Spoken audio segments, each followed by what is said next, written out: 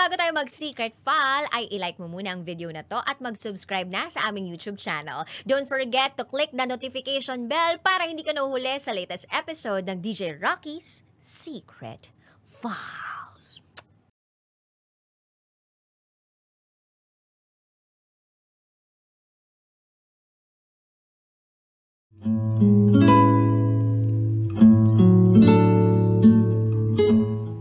And now, it's time for DJ Rocky's Secret Files.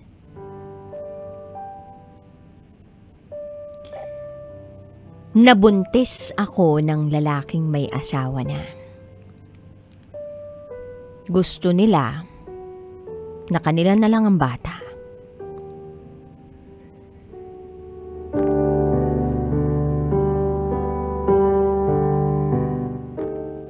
Hi DJ Rocky. Naguguluhan ako kung ano bang dapat kong gawin bilang ina sa dalawang bata na magkaibang tatay. Itago mo ko sa pangalang Ana. 26 years old. At ito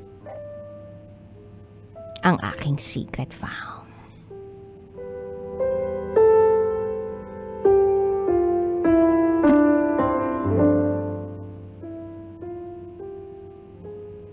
Ako po ay may 9 na taong gulang na anak sa una kong asawa. Hindi nga lang kami kasal. Pero itinuturing ko yung una kong asawa na asawa ko. Hindi nga lang legal ang samahan namin.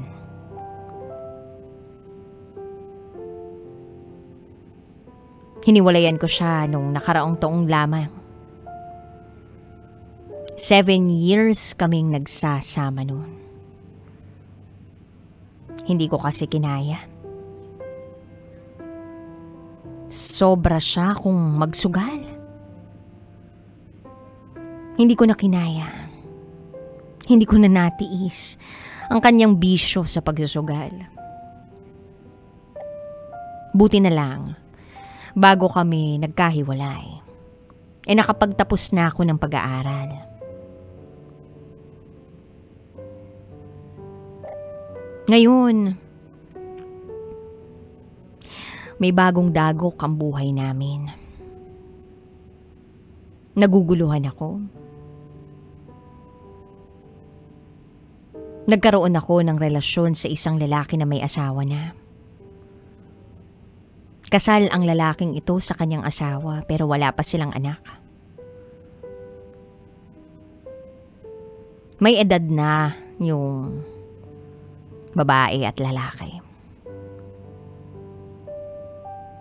Nasa 51 years old na yung lalaking nakarelasyon ko. At ang kanyang misis na may 50 years old. Dahil sa relasyon naming yun, ay nabuntis niya ako. Malapit na akong manganak.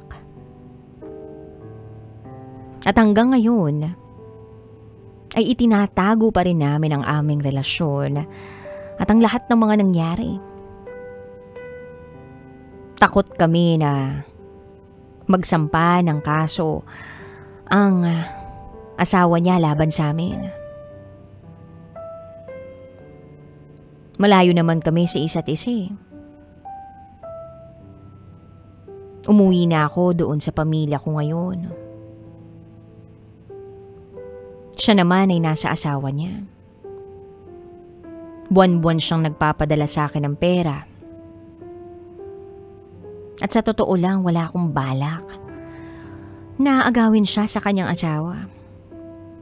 Dahil una sa lahat, alam kong wala akong karapatan. Isa lamang akong kabit.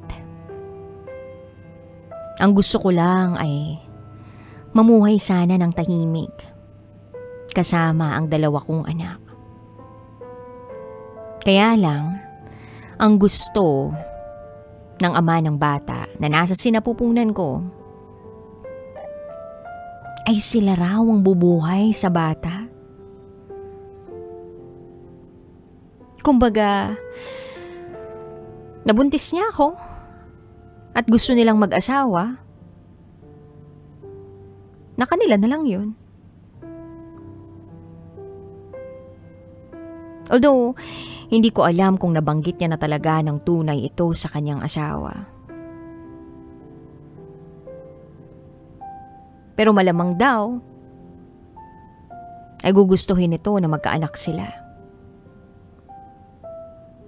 Yung magkaroon ng maaalagaan.